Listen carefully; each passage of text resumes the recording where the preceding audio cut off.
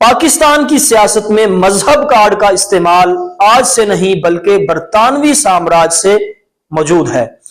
دور تحریک آزادی میں بھی مذہب کارڈ استعمال ہوتا رہا اور پاکستان حاصل کرنے کا بنیادی مقصد ہی اسلام تھا، اور اسلام کے نام پر پہلی ریاست پاکستان ہی وجود میں آئی۔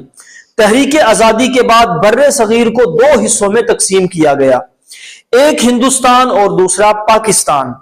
ہندوستان روز اول سے ایک سیکولر ریاست کی حیثیت اختیار کرتا ہے اور پاکستان اسلامی ریاست کی بنیاد پر وجود میں آتا ہے، اور بدقسمتی یہ ہے کہ نہ ہندوستان میں مکمل سیکولرزم ہے، نہ پاکستان میں مکمل اسلام کا نفاذ ہے۔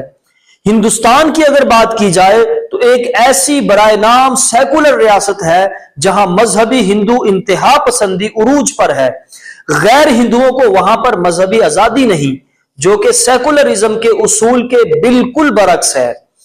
بات کرتے ہیں ایک اسلامی جمہوری ریاست یعنی پاکستان کی۔ پاکستان ایک ایسا اسلامی ملک ہے جہاں پر حکومت تو مسلمانوں کی ہے مگر اسلام کی نہیں ہے، نام اسلامی ہے اور نظام غیر اسلامی ہے۔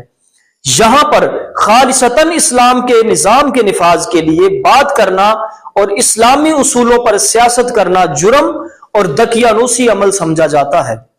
اگر 1970 کے ہونے والے پہلے عام انتخابات سے لے کر آج تک ملکی تاریخ کی سیاست پر نظر دوڑائی جائے تو سوائے مشرف صاحب کے باقی تمام حکمرانوں نے اقتدار کو انجوائے کرنے کے لیے اسلام کا استعمال کیا۔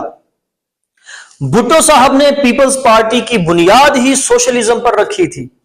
خود ذوالفقار علی بھٹو صاحب لبرل اور غیر مذہبی تھے، مگر مذہبی سیاسی مخالفین کی مخالفت کی وجہ سے اقتدار میں آ کر اسلام کا نام استعمال کرتے رہے۔ یہی روایت محترمہ بے نظیر بھٹو صاحبہ نے بھی اپنائی رکھی۔ بھٹو صاحب کے بعد ضیاء الحق صاحب آئے تو انہوں نے اقتدار کی خاطر اسلام کارڈ کے استعمال کے تمام ریکارڈ توڑ دیے۔ پھر محترمہ بے نظیر بھٹو صاحبہ نے بھی پہلی مسلم خاتون وزیر اعظم کا اعزاز انجوائے کیا۔ اس کے بعد لبرل نظریے کے حامل میاں محمد نواز شریف صاحب اسلامی جمہوری اتحاد کو استعمال کرتے ہیں۔ ابھی حال ہی میں جناب عمران احمد خان نیازی صاحب نے مذہبی کارڈ استعمال کرنے میں کسی کو پیچھے نہیں چھوڑا۔ سوال یہ ہے کہ اس ملک میں اسلامی نظام کیوں نہیں آ سکا؟ وجہ یہ ہے کہ ہمارے حکمرانوں کا مقصد خالصتاً اسلام نہیں ہوتا، ان کا مقصد اقتدار ہوتا ہے جو ان کو مل جاتا ہے۔ اگر ان کا مقصد اسلام ہوتا تو یقیناً ان کو اقتدار ملتا یا نہ ملتا، مگر آج اسلام کا نفاذ ضرور ہو چکا ہوتا۔ ضیاء الحق صاحب نے وقتی طور پر اسلامائزیشن کی مگر آج کوئی اسلامائزیشن نہیں۔ محترمہ بے نظیر بھٹو صاحبہ دنیا کی پہلی خاتون وزیر اعظم تو بن گئی، ان کو یہ شہرت اور اعزاز اسلام کے نام پر ملا مگر اسلامی نظام نافذ نہ ہو سکا۔ میاں محمد نواز شریف صاحب اقتدار حاصل کرنے کے لیے اسلامی جمہوریہ اتحاد کے پلیٹ فارم سے الیکشن لڑتے ہیں اور وزیر اعظم بن جاتے ہیں، مگر بظاہر جس بنیاد پر اقتدار میں آئے وہ مقصد ایک نعرہ ہی رہا۔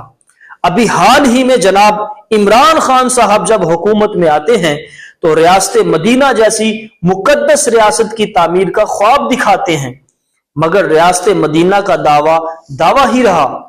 ان تمام حکمرانوں کی بنیادی آئیڈیالوجی سوشلزم، سیکولرزم اور لبرلزم جیسے نظریوں پر انحصار کرتی ہے۔ تمام حکمران بذات خود شریعت کے پابند نہیں ہوتے، اس لیے جو حکمران 5 فٹ اپنے جسم اور کردار پر اسلام نافذ نہیں کر سکتے، ان سے ملک میں اسلامی نظام کے نفاذ کی امید نہیں لگائی جا سکتی۔